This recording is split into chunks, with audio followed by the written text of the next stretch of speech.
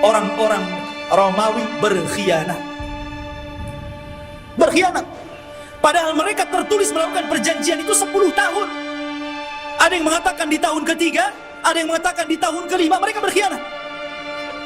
Atas pengkhianatan inilah, maka kemudian mereka hendak menyerang kaum muslimin, menyiapkan pasukan besar.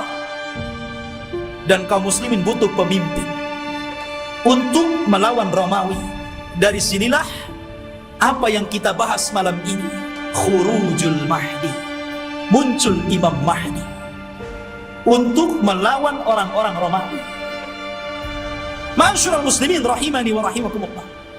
Kalau kita cerita Al-Mahdi al-Muntadhar, Imam Mahdi yang kita tunggu-tunggu kemunculannya, Nabi SAW menyebutkan sifat-sifatnya. Kenapa Nabi SAW menyebutkan sifat-sifatnya? Agar supaya tidak ada orang yang mengaku sebagai Imam Mahdi, kan disebutkan sifat-sifatnya. Anda tidak bisa tahu-tahu saya Imam Mahdi. Kayak di Indonesia ini ada satu orang, satu waktu dia ngaku Imam Mahdi, satu waktu ngaku Nabi, satu waktu ngaku Nabi Isa. Hebat. Dan itu hanya ada di Indonesia. Ya. Siapa dia? Lia Aiden. Antum pernah kenal kasusnya Lia Aiden? Sampai di penjara. Rupanya anaknya juga ngaku Nabi. Ya, masyaallah muslimin. Dan itu hanya ada di Indonesia. Ya. Belum lagi di Jawa Barat ada orang namanya Cecep. Orang Jawa Barat kan Cecep tuh namanya. Aja Cecep. Ya. Ngaku Nabi juga, Nabi Cecep namanya. Nabi Cecep, subhanallah. Kemudian belakangan ada namanya Ahmad Musaddiq.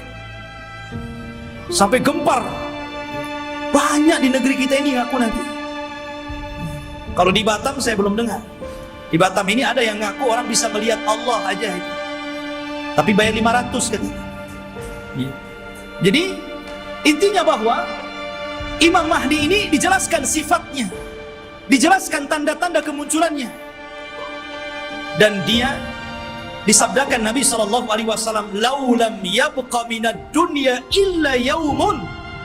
Kalaulah usia dunia ini hanya tinggal 1 hari saja, la tawwalallahu dzalikal yaum, pasti Allah akan lamakan hari itu selama-lamanya, hatta yab'atsa rajulan min ahli baiti, sampai Allah akan utus seorang laki-laki dan dia keturunanku, yuwatiu ismahu bi ismi wa isma abihi bismi abi, di mana nama dia sama dengan namaku Muhammad, bukan Lia.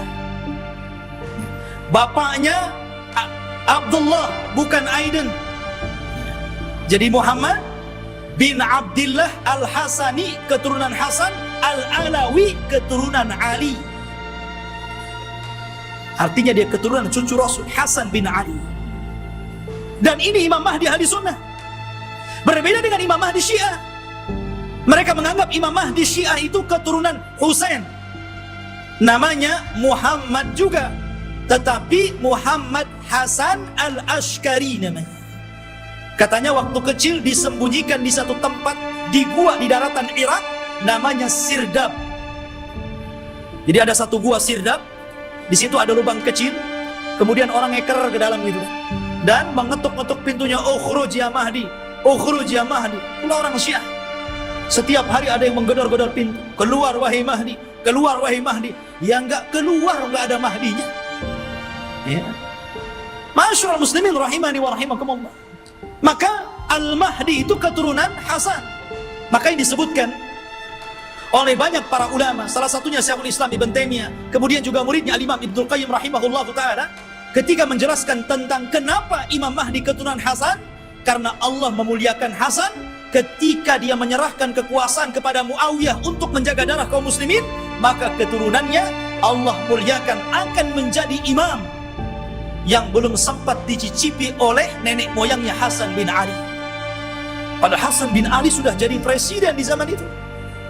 Tapi cuma 6 bulan saja, melihat ada gelagat pergerakan kaum muslimin pembela Ali akan perang lagi dengan Muawiyah, dia tidak mau ada pertumpahan darah. Akhirnya dia ngalah, dia yang menyerahkan kekuasaan kepada Muawiyah, engkau saja yang jadi raja. yang jadi rakyatnya. Akhirnya bersatulah kaum muslimin. Karena kerendah dirian Hasan inilah, maka Allah muliakan Hasan. Maka dari keturunan Hasan inilah lahir di akhir zaman Al-Mahdi Muhammad ibn Abdullah Al-Hasani Al-Alawi rahimahullah ta'ala. Kok rahimahullah ta'ala? Belum muncul apa? Hafizahullah ta'ala. Taib, khotufidin yang dimuliakan Allah subhanahu wa ta'ala, beliau dilaqabi Al-Mahdi. Al-Mahdi artinya orang yang diberikan petunjuk. Dan dia Allah perbaiki dalam satu malam. Dia tidak tahu kalau dia akan jadi pemimpin. Dia seorang thalabul ilmi, ahli ibadah. Dia tidak tahu kalau dia akan diangkat. Tiba-tiba ketika dia dari Madinah ke Mekah untuk haji gitu kan, orang-orang memandang bahwa dia itu ada kelainan. Orang ini luar biasa, punya wibawa, taat beribadah, sehingga orang-orang Allah lembutkan hatinya, diarahkan agar memilih orang ini dan dibaiatnya. Pada awalnya dia menolak. Dia menolak. Siapa saya? Saya bukan siapa-siapa. Kenapa Anda memilih saya untuk menjadi pemimpin kalian? Tapi kemudian dia pun istikharah di malam hari itulah Allah perbaiki dia dalam satu malam. Allah berikan ilmu, kecerdasan, kepemimpinan, subhanallah, sehingga dalam satu malam kun fayakun. Idza arada syai'an an yaqula lahu kun fayakun. Kalau Allah menghendaki sesuatu, tinggal katakan kun fayakun, jadi dia. Kemudian pembaiatan kepada Imam Mahdi inilah tersebar. Sampai akhirnya datang tentara dari Syam untuk membunuh Imam Mahdi yang ada di Mekah. Berangkat mereka pasukan itu. Tapi ketika mereka sampai di Baida antara Mekah dan Madinah, Allah kirimkan gempa yang sangat besar sehingga mewafatkan dan menghancurkan mereka. Kata Nabi SAW, sebelum datang tanda-tanda kiamat akan muncul, maka akan terjadi 3 gempa. Gempa dari arah timur, gempa dari arah barat, dan gempa di Jazirah Arab. Inilah gempa di masa Imam Mahdi, menghancurkan semua pasukan yang akan menyakiti Imam Mahdi. Sampai orang yang jalan pun ikut mati, orang yang mau dagang ikut mati. Sehingga Aisyah bertanya kepada Rasul, wahai Rasul, bagaimana orang yang ikut mati yang tidak bersalah dan hendak membunuh Imam Mahdi itu? Kata Nabi SAW, yub'atsu yaumal qiyamah ala niyatihim. Mereka akan dibangkitkan pada hari kiamat sesuai dengan niat mereka. Intinya ikhwatu fiddin, Imam Mahdi ini kemudian dibaiat di depan maqam Ibrahim, di depan Ka'bah. Kemudian berangkat dari Mekah ke Madinah dan diikuti oleh pasukan yang sangat besar. Kemudian mereka hijrah ke Syam, bergabung dengan pasukan yang sudah siap tempur melawan orang-orang Romawi. Akhirnya ketika sampai di Syam, mereka membaiat Imam Mahdi, dan disitulah mulai peperangan besar. Perang besar Malhamatul Kubra. Ma'asyiral muslimin rahimani wa rahimakumullah. Dan kita tahu bahwa Imam Mahdi ini berkuasa atau diberikan kekuasaan oleh Allah Subhanahu wa taala tidak lama. Antara 7 sampai 8 tahun saja, ada yang mengatakan sampai 9 tahun.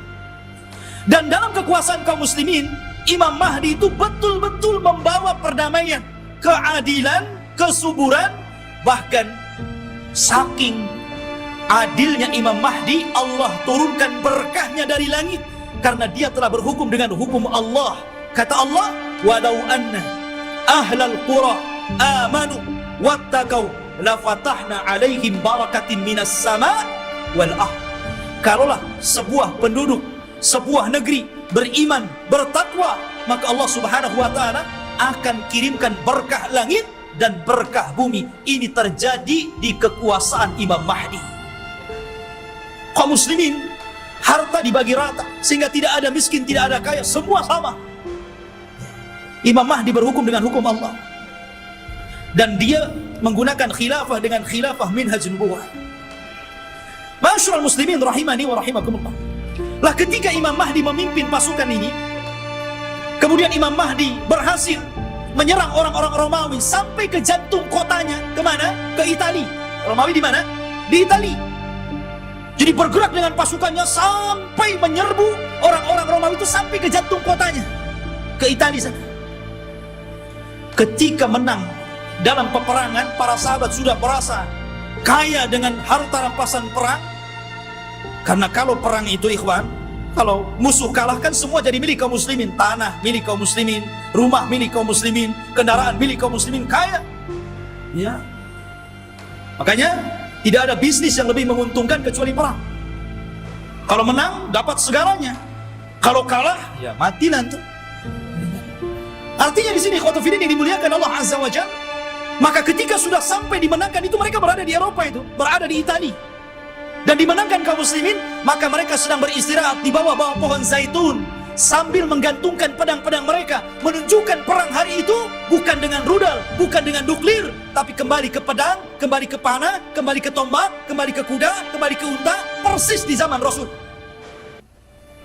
Disitulah syaitan datang, kemudian berteriak bahwa Dajjal telah muncul di Syam dan membawa pasukan dan akan masuk ke rumah-rumah mereka. Oh, mendengar itu, maka Imam Mahdi mengutus 10 orang yang berkuda. Kata Nabi SAW, aku kenal siapa nama-namanya, aku kenal bagaimana kudanya, dan mereka adalah sebaik-baik penunggang kuda pada hari itu. Rasul yang mengatakan. Jadi mereka diutus Rasul untuk membenarkan apakah kedatangan Dajjal itu memang ada ataukah hanya isu. Jadi 10 orang ini yang sudah dijanjikan oleh Nabi SAW, kelak Imam Mahdi akan mengutus 10 orang, Rasul tahu namanya, Rasul tahu kudanya, dan mereka adalah penunggang-penunggang yang terbaik ketika itu. Berangkatlah 10 orang ini ke Syam. Rupanya tidak benar, tidak ada pasukan Dajjal yang akan menyerbu rumah-rumah mereka. Tapi memang pada hari itu Dajjal muncul. Dajjal muncul pada hari itu, tapi tidak menyerang rumah-rumah mereka. Sehingga mereka bergerak tuh, pasukan kembali ke Syam. Disinilah bermula kisah Dajjal. Bicara tentang Dajjal, ikhwatul fillah yang dimuliakan Allah Subhanahu wa ta'ala, Dajjal itu adalah makhluk Allah Subhanahu wa ta'ala. Dia bukan Tuhan. Dia adalah keturunan dari Bani Adam. Bukan setan, bukan jin, bukan juga iblis. Bahkan dia lebih hebat daripada jin, lebih hebat daripada setan lagi. Tapi dia keturunan Bani Adam. Ma'asyiral muslimin, suatu ketika Nabi SAW mendatangi para sahabat. Sahabat sedang bicara tentang Dajjal. Saking banyaknya Rasul membicarakan tentang Dajjal di khutbah-khutbahnya, di majelis ta'limnya, di perang-perangnya, selalu cerita Dajjal, sehingga sahabat menyangka jangan-jangan Dajjal itu ada di kebun kurma Madinah. Ya. Maka Nabi SAW mendatangi mereka, dan sahabat mengatakan, ya Rasulullah, aktsartal hadis anhu fakhifna hatta dhananna anna Dajjal fi atrafin nakhli. Wahai Rasul, kau terlalu banyak menceritakan Dajjal, sehingga kami takut jangan-jangan Dajjal itu sudah ada di kebun kurma. Maka Nabi SAW mengatakan, bukan demikian. Jangan kalian mencelaku karena aku banyak bercerita tentang Dajjal. Karena ini fitnah lebih besar daripada harta, lebih besar daripada fitnah anak-anak, lebih besar daripada fitnah peperangan yang menghancurkan negara dan membunuh kaum muslimin. Lebih besar daripada fitnah-fitnah ini semuanya. Kata Nabi SAW, ghairu Dajjal akhwafuni alaikum. Tidak ada yang lebih aku takutkan kepada kalian kecuali fitnah Dajjal. In yakhruju fikum, kalau seandainya Dajjal itu muncul kepada kalian, wa ana hayyun, dan saya masih hidup, fa ana hajiju dunakum, saya yang akan melawannya, saya yang akan berperang dengan dia. Akan tetapi kata Rasul, iyakhruju fikum wa ana mayyitun, kalau Dajjal keluar kepada kalian dan saya sudah mati, fakullu nafsin dha'iqatul maut, setiap jiwa pasti mati. Kata Nabi SAW, famru'un hajijun nafsahu, maka setiap orang harus membela dirinya masing-masing, karena tidak ada yang bisa melawan Dajjal kecuali seorang Nabi, maksudnya Nabi Isa. Makanya ketika Nabi SAW mendengar ada di Madinah seorang anak kecil yang Allah berikan keanehan dari ilmu-ilmu jin, namanya Saf, atau dikenal dengan Ibnu Sayyad, anaknya seorang Yahudi. Sifat-sifatnya sama dengan Dajjal yang diceritakan Nabi, anak kecil. Ya. Bahkan sebagian para sahabat bersumpah bahwa dia Dajjal. Salah satunya Umar Ibn Khattab radhiyallahu an bersumpah dia Dajjal. Dan Rasul membiarkan sumpahnya dan tidak mengingkari. Akhirnya Rasul datang dengan Abu Bakar, dengan Umar, ingin mengecek tentang keberadaan anak kecil namanya Sauf atau disebut dengan Ibnu Sayyad ini. Berangkat Rasul. Kemudian masuk ke kampung Yahudi. Rupanya betul ada anak kecil yang sedang bermain-main dengan anak-anak yang lainnya. Kemudian Nabi memanggil anak kecil namanya Sauf itu dan mengatakan, "Ya Sauf, atashhadu anni Rasulullah?" Wahai Sauf, apakah engkau bersaksi saya adalah utusan Allah? Anak kecil nengok Nabi. Kemudian dia mengatakan, "Asyhadu annaka nabiyyul ummi." Aku bersaksi engkau adalah nabi yang diutus oleh Allah Subhanahu wa taala. Tiba-tiba Sauf berbalik tanya kepada Rasul, "Ya Muhammad, atashhadu anni Rasulullah?" Hei Muhammad, maukah kau bersaksi aku juga utusan Allah? Bayangkan, anak kecil ngomong di hadapan Rasul, mau enggak kau bersaksi saya juga utusan Allah sama dengan kamu? Kata Rasul, amantu billahi wa li rasul. Aku beriman kepada Allah dan kepada Rasulnya saja. Maka Nabi SAW makin yakin. Karena Dajjal itu kemunculannya akan mengaku Nabi dan berakhir mengaku Tuhan. Ya. Maka kemudian kata Nabi SAW, "Ya Sauf, inni khaba'tu laka khaba'an." Wahai Sauf, dalam hatiku, dalam dadaku, aku menyembunyikan beberapa kalimat. Karena ketika itu Rasul baru diturunkan ayat kepadanya, surah kepadanya. Namanya Suratul Dukhan. Dan itu para sahabat belum tahu, baru turun kepada Rasul Suratul Dukhan. Makanya Nabi menyembunyikan ayat itu dalam dadanya. Kata Rasul, "Wahai Sauf, wahai Ibnu Sayyad, aku menyembunyikan beberapa kalimat di dadaku. Coba tebak apa?" Kata si Sauf ini memandang dada Rasul. Tiba-tiba dia mengatakan, "Duh, duh." Dia tidak bisa mengatakan dukhan, tapi sudah benar awalnya. Karena Rasul menyembunyikan kalimat dukhan. Tapi dia tidak sempurna. Dia mengatakan duh, duh, duh. Maka Rasul langsung mengatakan, "Ikhsha falan ta'du wa qadrak." Celak engkau, celaka engkau. Engkau tidak mungkin bisa meneruskan kalimat-kalimat yang ada di dada. Tapi dari Rasul makin bingung. Jangan-jangan ini betul-betul Dajjal nih. Ya, dia tahu isi hati saya gitu. Anak kecil si Sauf ini. Ya. Akhirnya Rasul pulang.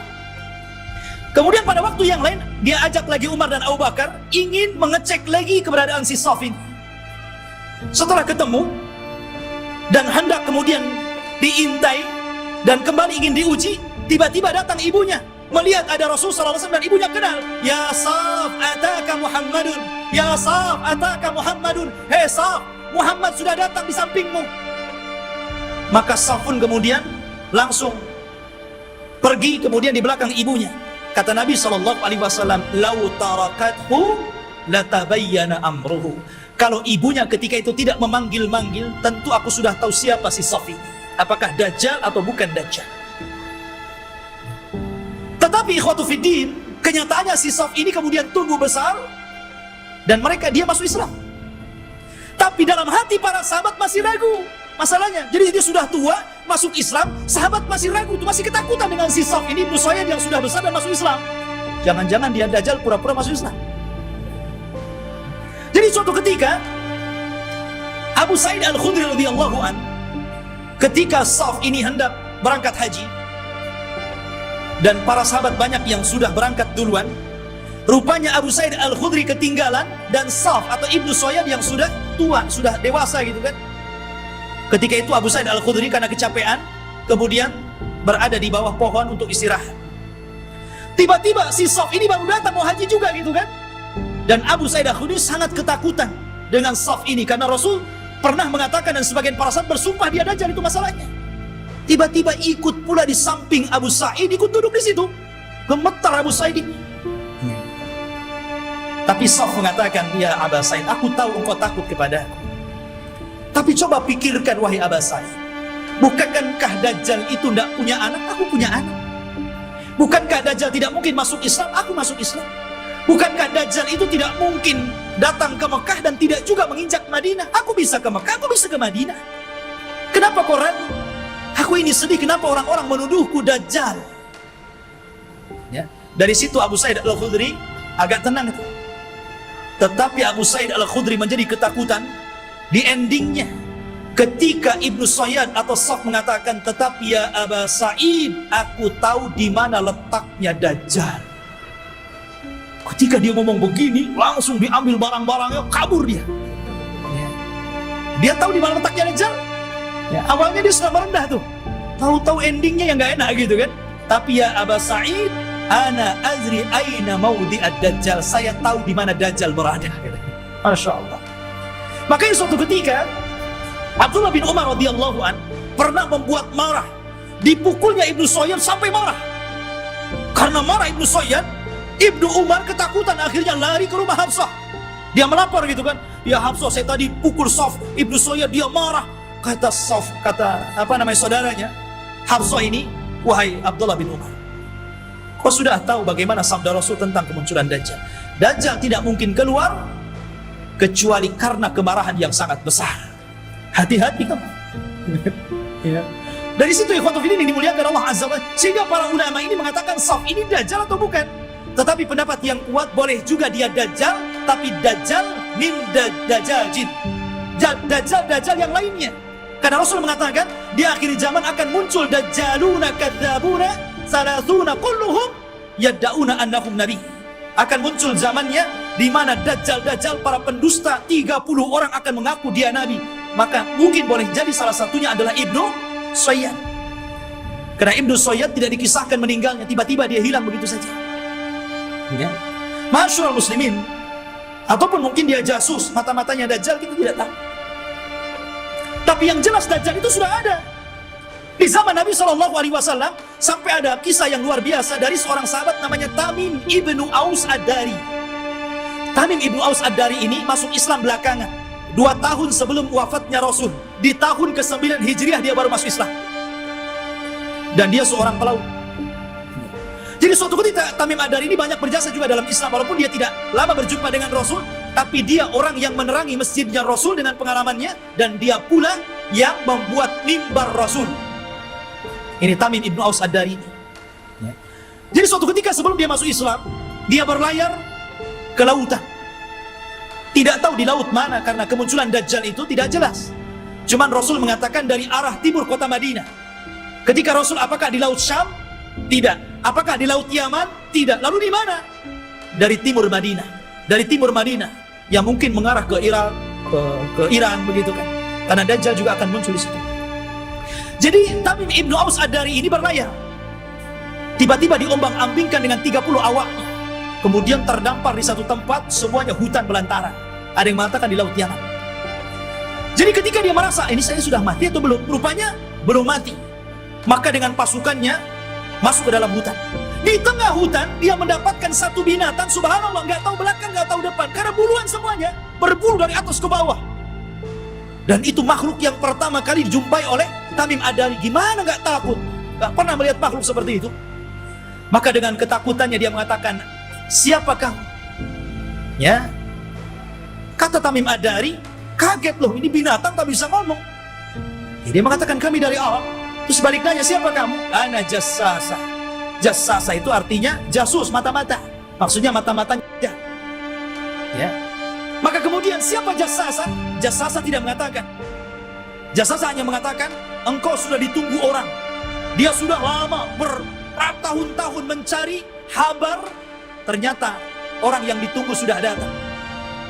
Datanglah kau ke salah satu gubuk atau rumah besar yang ada di tengah hutan. Kau temui dia. Dia sudah lama menunggu kalian. Berangkatlah Tamim dan 30 awaknya ke tempat yang diisyaratkan makhluk tadi. Rupanya ada.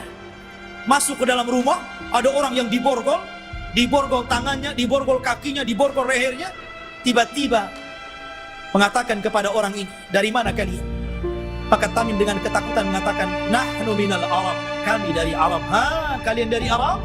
Baik, saya akan bertanya kepada kalian, bagaimana kondisi kebun kurma Baisan? Kebun kurma Baisan ma'ruf, kurmanya dulu sangat luar biasa. Kata Tamim Ad-Dari, subhanallah, kebun kurma Baisan itu kebun kurma yang kualitasnya tinggi, berbuah terus, nggak berbuah, saking suburnya. Maka Rasul mengatakan sebentar lagi tidak ada kurmanya.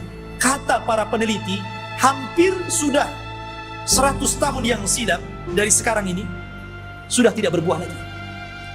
Kurma-kurma yang ada di Baisan itu.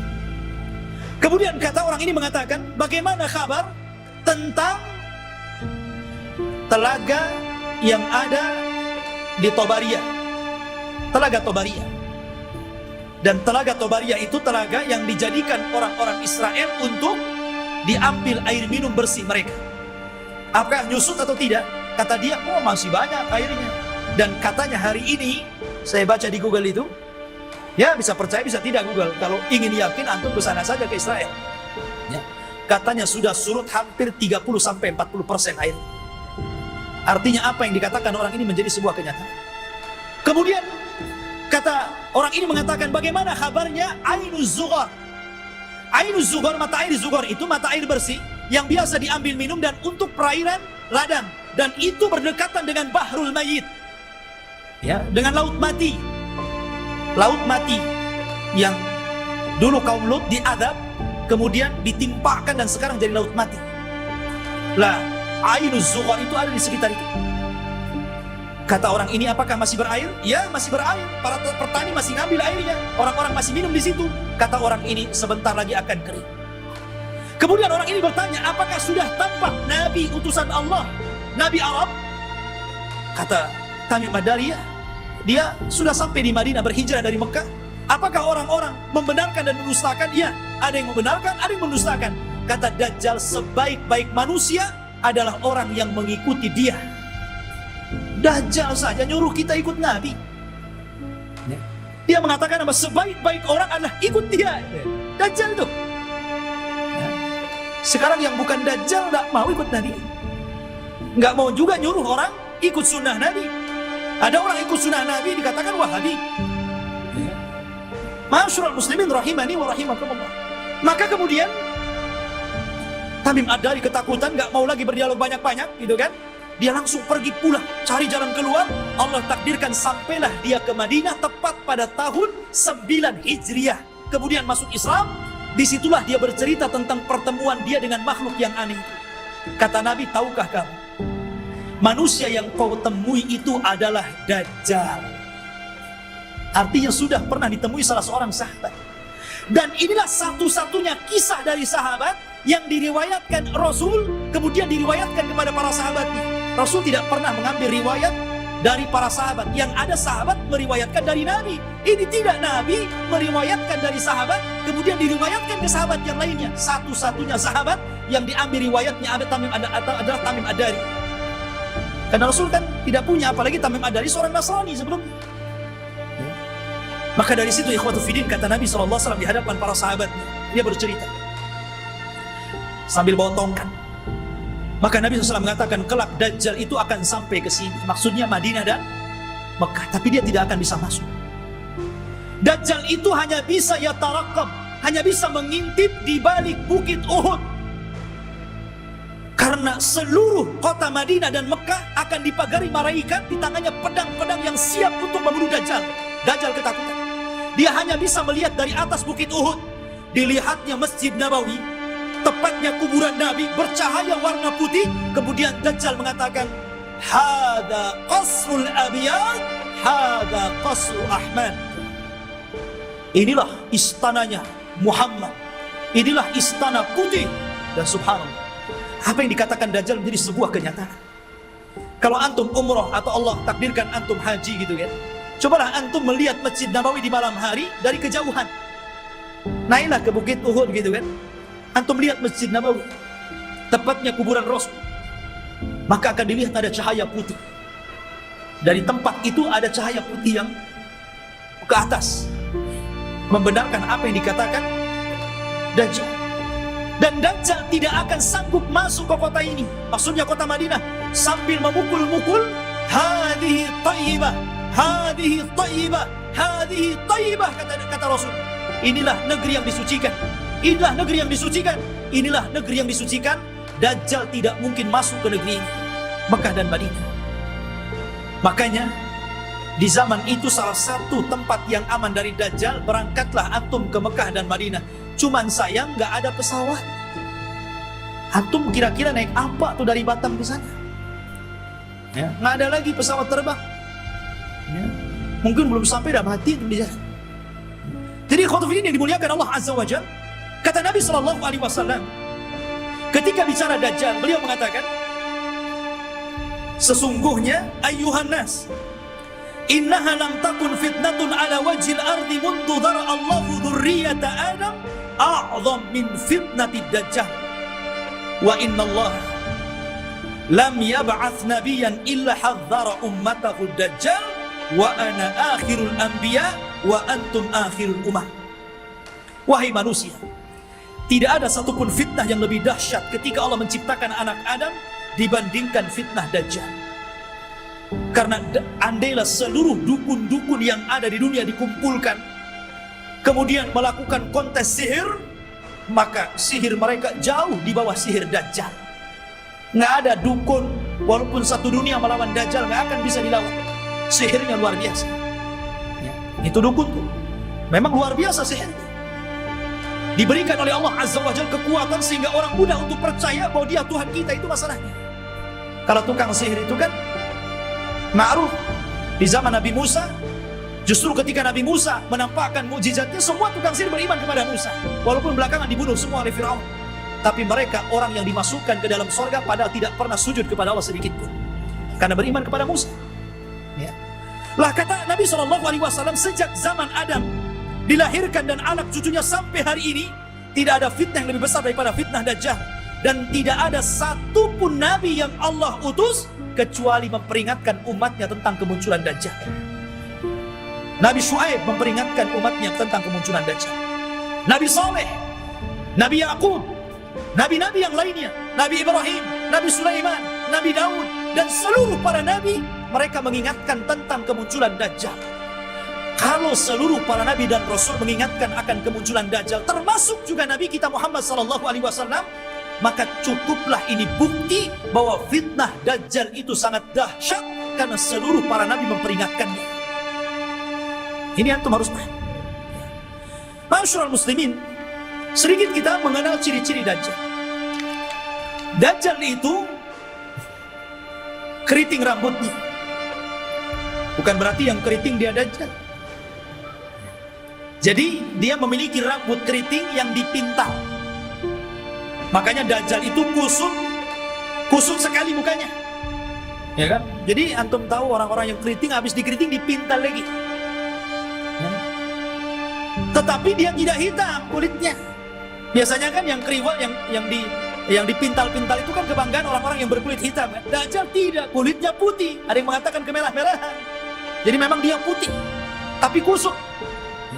Kemudian dia buta sebelah mata kanannya. Dan ada daging tumbuh di matanya, menonjol seperti anggur keluar. Jadi ada daging tumbuh. Kemudian di dahinya tertulis kafir.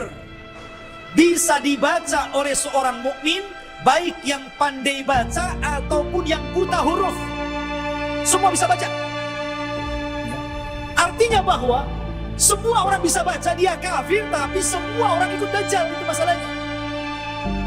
Kan fitnahnya luar biasa. Sudah tahu di jidatnya ada kafir, masih ikut juga dia, kan begitu.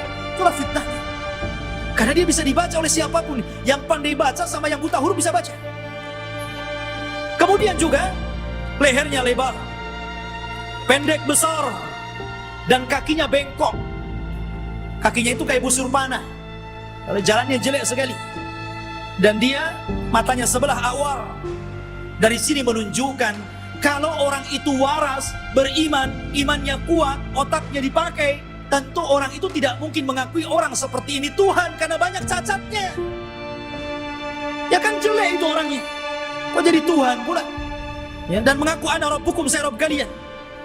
Tapi masalahnya walaupun penampilannya seperti itu, tapi dia diberikan kekuatan oleh Allah yang Allah tidak berikan kepada yang lainnya. Makanya ketika Dajjal mengaku Tuhan, maka Allah langsung mengatakan innahu a'war fa innallaha laisa bi'a'war. Dajjal itu a'war, buta sebelah kanannya, dan Allah tidak buta dan tidak buta sebelah. Ma'asyiral muslimin rahimani wa rahimakumullah. Lah Dajjal ini ikhwatufil yang dimuliakan Allah Azza wa Jalla. Dijelaskan juga di antara fitnah-fitnahnya secara umum, karena waktu juga yang terus berjalan. Di antara fitnah-fitnah Dajjal yang paling besar adalah mengaku nabi. Kemudian setelah itu mengaku Tuhan. Ini fitnah yang paling besar. Fir'aun ngaku Tuhan, gak punya kesaktian. Makanya tidak banyak orang yang ikut Fir'aun. Itu karena takut saja mengakui Fir'aun itu Tuhan kan gitu. Begitu juga Namrud atau raja-raja zalim yang lainnya. Tapi Dajjal ini bukan karena takut, karena takjub dengan kehebatannya. Makanya orang banyak yang ikut Dajjal. Anda bisa bayangkan, Dajjal ini datang ke negeri yang rusak. Anggaplah kayak Suriah gitu kan, udah roboh, sudah nggak bisa lagi dibangun, nggak mungkin lagi mau berapa ratus tahun lagi membangun kota ini. Dajjal itu datang ke kota yang roboh itu. Kemudian Dajjal mengatakan, keluarlah wahai bumi, pembendaharaan kalian. Tiba-tiba kota itu kembali cantik, ya kan? Kembali subur, kembali mewah, kembali megah. Kambing-kambingnya penuh dengan susu, unta-untanya gemuk-gemuk. Subhanallah, Anda bisa bayangkan itu. Ya. Siapa yang lebih hebat sihirnya dari tukang-tukang sihir dibandingkan Dajjal?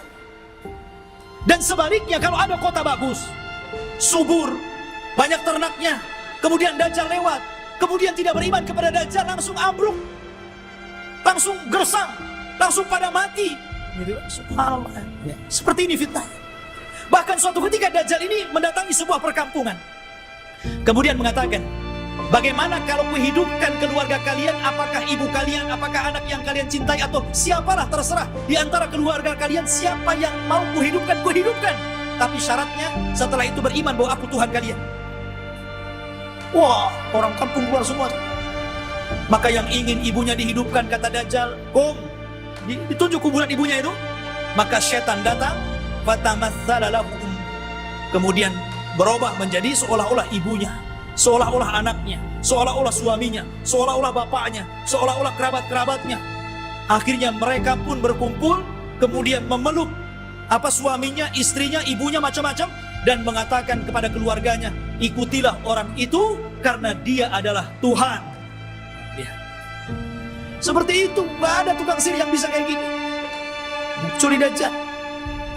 Sampai suatu ketika dia hendak mendatangi Mekah dan Madinah, Dajjal memukulkan kakinya beberapa kali, pukulan terjadi gempa. Akhirnya seluruh orang kafir dan munafik yang ada dalam Madinah keluar semuanya.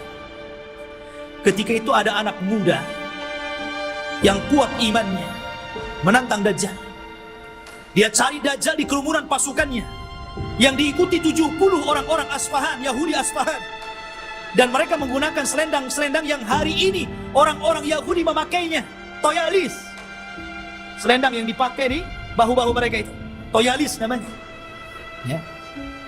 Lah kemudian anak muda ini ditangkap oleh tentara Dajjal. Kemudian ditanya, mau kemana mau? Kamu? Saya mau ketemu rajamu Dajjal. Di mana dia? Akhirnya dihadapkan. Kemudian Dajjal memerintahkan pasukannya untuk memukuli. Habis dipukuli dihadapkan kepada Dajjal. Kemudian Dajjal memerintahkan algojonya untuk menggergaji. Digergaji jadi dua tuh, dari atas kepala pertengahannya sampai ke muka sampai ke dalam, belah jadi dua. Habis belah jadi dua, Dajjal berjalan di tengah-tengahnya. Kemudian mengatakan kepada pengikutnya, kalau aku hidupkan dia, makin yakin engkau dengan aku bahwa aku Tuhan kalian? Semua mengatakan, ya, engkau Tuhan kami. Maka Dajjal mengatakan, kom. Akhirnya jadi satu lagi tuh tubuhnya. Ya, kayak punya ilmu rawa rontek. Ya, jadi satu itu. Ya. Kemudian setelah itu Dajjal sudah menghidupkan lagi, semua orang berteriak, antal ilah, engkau adalah Tuhan. Maka Dajjal mengatakan kepada anak muda ini, maukah engkau bersaksi bahwa saya adalah Tuhan kalian? Maka anak muda ini ternyata tidak mengatakan, saya semakin yakin anta dajjalul kadzdzab. Saya semakin yakin engkau itu Dajjal, pendusta yang disabdakan Rasulullah SAW. Oh, marah Dajjal. Akhirnya Dajjal mengambil pisau dan hendak membunuhnya, tapi tidak bisa karena takut kelemahannya diketahui orang-orang. Akhirnya dia pegang tubuhnya dan dilemparkan ke dalam api. Tapi anak muda ini sempat berteriak, engkau tidak akan bisa membunuh kecuali diri. Yang lain tidak bisa. Ya. Ma'asyiral muslimin rahimani wa rahimakumullah. Dari sini menunjukkan bahwa luar biasa Dajjal. Lah Dajjal ini akan memimpin pasukan besar Makanya orang-orang Yahudi mereka bermimpi kalau terbentuk Haikal Sulaiman dan robohnya Masjidil Aqsa, kemudian berkumpulnya pasukan, mereka mengatakan kami sedang menunggu Mesius kami. Mesius itu bahasa mereka, bahasa kita Dajjal. Bahasa kita Dajjal. Makanya kalau kita melihat simbol Zionis itu kan gambar mata gitu. Walaupun Zionis itu sudah tidak asli lagi Yahudi, karena Zionis itu tidak berpegang dengan Taurat, tapi berpegang dengan Talmud. Talmud itu Taurat yang sudah dirubah-rubah, yang kemudian menjadi protokoler Yahudi. Harus begini, harus begini, harus begini. Itu Talmud, bukan Taurat. Mereka mengklaim saja Taurat, lahirlah agama Zionis ini. Intinya bahwa kenapa orang-orang Yahudi bermimpi untuk merebut Yerusalem? Ya tadi, karena di situ mereka memimpikan bahwa Mesius akan datang kepada mereka dan akan memimpin mereka. Ini dibenarkan dalam Islam. Karena Dajjal itu akan muncul di situ. Dan akan dibunuh juga di situ. Di Babil Lut. Atau gerbang Lut yang sekarang menjadi kota yang diagungkan orang-orang Israel. Di tengah-tengah Israel. Babil Lut itu. Dan Dajjal akan dibunuh di situ. Makanya ikhwatu fillah yang dimuliakan, wajar kalau orang-orang Yahudi berusaha untuk menguasai dunia karena mereka bermimpi bahwa Dajjal akan memimpin mereka. Tapi mereka tidak paham bahwa apa yang mereka mimpikan juga ada dalam Islam. Dan kita tidak mimpi, ini sebuah kenyataan bahwa Imam Mahdi akan muncul dan akan menjadi musuhnya Dajjal di akhir zaman dan akan berperang. Cuman karena Rasul yang pernah mengatakan, kalau aku hidup di zaman kalian, aku yang akan menghadapinya. Tapi kalau aku mati, tidak ada yang bisa untuk membunuhnya kecuali seorang Nabi. Makanya ketika Umar kembali kepada kisah Ibnu Sayyad, Sauf anak kecil itu, ketika dia meramal apa yang di dada Nabi, Umar mengambil pedang dan mengatakan, "Da'ni bi'adrib unuqah." Rasul, izinkan aku kupenggal si Ibnu Sayyad ini. Kata Rasul, jangan Umar. Kalau dia Dajjal, kau tidak bisa membunuhnya. Ada orang lain yang akan membunuhnya. Tapi kalau dia bukan Dajjal, fala hajata laka biqatli. Tidak ada hajat kau membunuhnya. Ngapain, biarkan saja dia. Ya. Artinya di sini bahwa terjadinya peperangan pasukan Imam Mahdi dengan Dajjal ini tidak seimbang. Karena Dajjal ini pasukannya banyak. Bukan pasukan Yahudi Asfahan yang 70.000 saja. Tapi akan diikuti oleh tentara-tentara yang sifat-sifatnya persis seperti tentara Mongol. Belum lagi para wanita, belum lagi pasukan-pasukan yang lainnya. Sehingga Imam Mahdi terdesak sampai akhirnya sembunyi di Bukit Saina, di Bukit Tur, berhari-hari, berbulan-bulan sampai habis bekalnya. Ketika pasukan sudah putus asa dan mengatakan, wahai Imam, kalau kami terus di sini, kami mati kelaparan. Berarti mati kita mati konyol. Ya, bagaimana kalau kita besok bergerak, kita lawan saja, apa yang terjadi terjadilah. Kan begitu. Akhirnya kemudian Imam Mahdi sepakat dengan pasukannya. Setelah sholat subuh, mereka siap bergerak, apapun yang akan terjadi, tetap perang bersama Dajjal. Rupanya Allah takdirkan, disitulah langit digelapkan. Setelah langit digelapkan, tiba-tiba ada cahaya. Rupanya dari dua malaikat yang mengapit seseorang yang nafasnya bisa membunuh sejarak sekian dan sekian kalau dihirup orang kafir. Dialah Nabi Isa bin Maryam. Kemudian turun sampai berada di tengah-tengah pasukan Al-Mahdi Al-Muntadhar. Ketika itu sudah azan dan siap sholat. Maka melihat bahwa yang turun adalah Isa Al-Masih. Maka Imam Mahdi menyuruh agar dia menjadi imam sholat, tapi menolak. Setiap kaum ada amirnya. Maka engkau amir kaum itu, maka kaulah yang sholat. Maka Imam Mahdi menyolati, kemudian Nabi Isa sholat di belakangnya. Ini menunjukkan kalau andai kata Isa dan Musa hidup di zaman sekarang, Anda mengikuti Nabi Musa dan Isa, Anda akan sesat. Isa saja sholat di belakang Imam Mahdi, ya, karena tidak berhak menyebarkan agamanya. Maka setelah sholat itulah, subhanallah, Isa mengusap wajah-wajah pasukan Imam Mahdi dan menyebutkan tingkat derajat mereka di sorga. Wallahi, tidak ada manusia yang lebih bahagia dibandingkan orang yang diusap wajahnya oleh Isa, karena disebutkan derajatnya di sorga. Subhanallah. Ya. Dan itulah pasukan yang tersisa. Karena pasukan ini kan ada yang gugur, ada yang melarikan diri. Yang sepertiga pasukan melarikan diri, kata Rasul, yang melarikan diri Allah tidak akan memberikan taubatnya kepada mereka. Yang sepertiga yang gugur, maka kata Rasul, mereka adalah sebaik-baik syuhada. Dan yang sepertiganya yang ikut Imam Mahdi inilah yang terus berperang sampai akhirnya melawan Dajjal. Ketika itu Isa memberikan pilihan dan mengatakan, ukhayyirukum bisalas, aku berikan 3 pilihan kepada kalian.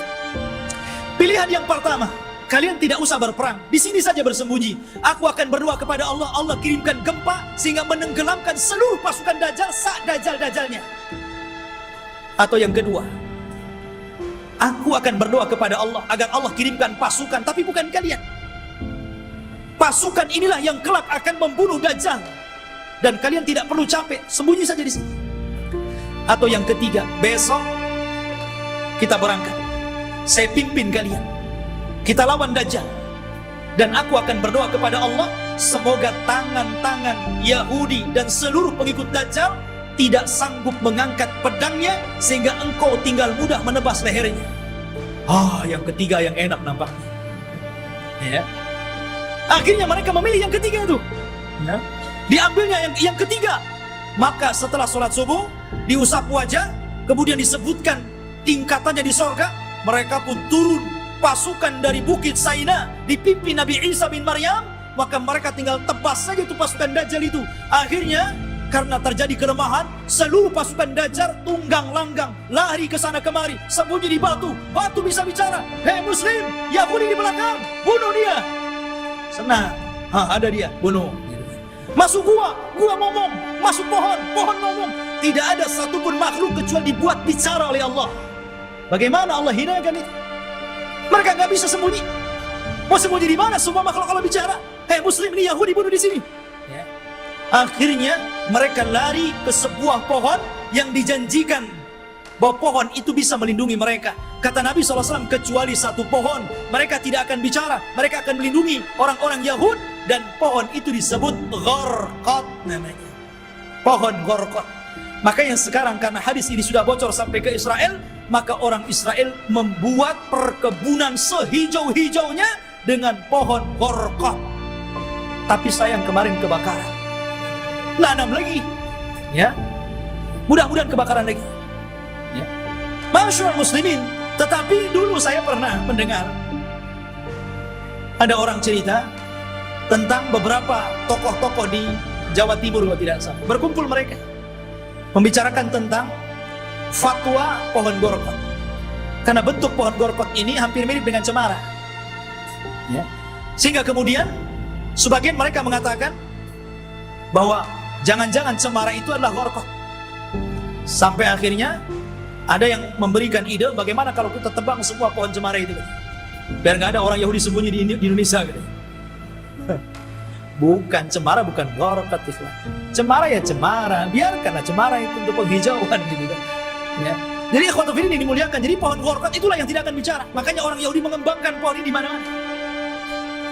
Tetapi Dajjal berhasil dibunuh oleh Nabi Isa di Babul Lut. Babul Lut, benteng Lut, yang sekarang jadi kota di Israel. Disinilah Nabi Isa mampu membunuh Dajjal, memenggal kepalanya, kemudian mengatakan kepada pasukan Yahudi dan Nasrani, inilah kepala kalian, inilah pemimpin kalian sudah kubur. Dari situ mereka menyerah. Lah yang tersisa dari orang-orang ahli kitab, dari orang Yahudi dan Nasrani, akhirnya mereka beriman kepada Allah lewat perantara Isa, tapi bukan ikut agama Isa sebagaimana prasangka Nasrani. Mereka ikut agama Muhammad lewat perantara Isa, dan itu disyaratkan dalam Al-Quran, wa in min ahlil kitab illa la yu'minanna bihi qabla mautihi. Dan sebagian ahli kitab kelak akan beriman kepada Allah dan agama Muhammad sebelum wafatnya Isa bin Maryam, karena Isa akan berkuasa selama 40 tahun. Rupanya fitnah tidak berhenti. Ya. Nanti